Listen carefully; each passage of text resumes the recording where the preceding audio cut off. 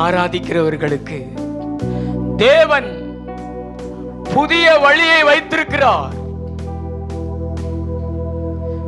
நீங்க நினைக்கலாம், 4 பக்கமும் வழிகள் அடைக்கப்பட்டுருச்சு, வழிகள் அடைக்கப்பட்டுருச்சுன்னு.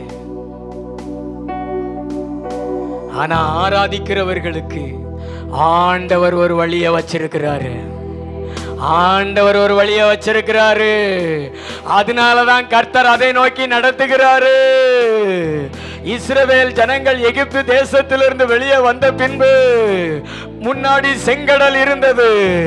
இந்த பக்கமும் வழி இல்லை, இந்த பக்கமும் வழி இல்லை. பின்னாடியும் பார்வோனுடைய சேனைகள் படையெடுத்து ஓடி வந்தது. அவங்க நினைச்சாங்க, இனி நமக்கு வேற வழியே இல்லைன்னு.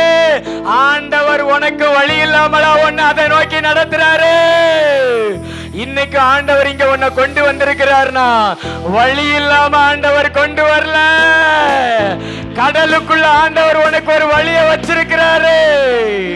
நீ அவரை நோக்கி பார்க்கும் பொழுது அந்த வழியை நீ காண்ப. உன் விழியை வைத்து அந்த வழியை நீ காண்ப. அந்த வழியில நீ நடத்தப்படுவ. இஸ்ரவேல் ஜனங்களுக்கு செங்கடலுக்குள்ளே ஒரு வெட்டாந்தரை வழியை தேவன் உருவாக்கி வச்சிருந்தாரு. உலக தோற்றத்துக்கு முன்னாடியே அந்த வழி உருவாக்கப்பட்டது. அந்த வழியில இதுவரைக்கும் யாரும் நடந்ததில்லை. ஏன் தெரியுமா?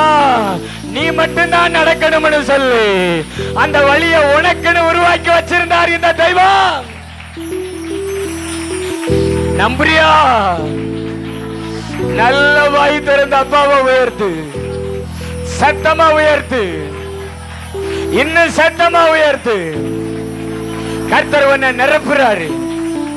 அந்த வழியில எதிரி உன்னை பின்தொடர்ந்து வர முடியாது, எதிரி உன்னை பிடிக்க முடியாது. அந்த வழி உனக்கு மட்டும்தான் சாதகமாக இருக்கும். உன் சத்துருகளுக்கு அது இடரலாக இருக்கும். பார்வோனுக்கோ அவனுடைய சேனைகளுக்கோ அந்த வழி சேறு சகதியமா இருந்தது. ஆனா இஸ்ரவேலருக்கோ அந்த வழி வெட்டாந்தரையா இருந்தது. நமக்காக ஒரு புதிய வழியை திறக்கும் தேவன் உன் மேலதான் ஆண்டவர் அபிஷேகத்தை ஊத்துக்கிறாரு. இந்த வார்த்தை உனக்கு தான். எல்லாம் அடைக்கப்பட்டுச்சுன்னு நினைக்கிறேன் நீதான். உன் மேல கர்த்தர் இறங்குகிறார். உன் மேல கர்த்தர் இறங்குகிறார். நம்புறியா வாலிப தம்பி? நம்புறியா?